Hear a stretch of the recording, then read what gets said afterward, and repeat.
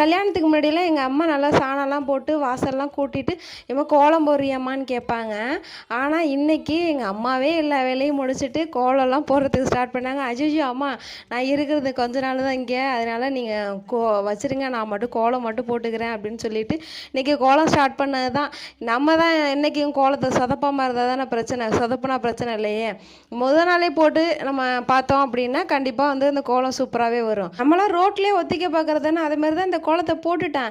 சரி இந்த டிசைன்லேயே போடுவோம் அப்படின்ட்டு போட்டேன். அதுக்கப்புறம் நிறைய புள்ளி நின்றுச்சு. என்னடா இது இவ்வளோ புள்ளி நிற்கிதேன்னுட்டு பார்த்தா அதுக்கப்புறம் சரி ஏதோ ஒரு டிசைனை போட்டு விடுவோம், நம்ம போடுறது தானே டிசைனு அப்படின்னுட்டு ஒரு கோலத்தை இழுத்து விட்டேன். சரி ஒரு வழியாக வந்து நாலா பக்கமும் முடிஞ்சு நடுவில் தானே அதே டிசைனை போட்டு விடுவோம் அப்படின்னு சொல்லிட்டு போட்டால் இது பூக்கோலத்துக்குள்ள புள்ளி போல் நான் பாட்டில் சிக்கு கோலத்தை போட்டு விட்டேன்.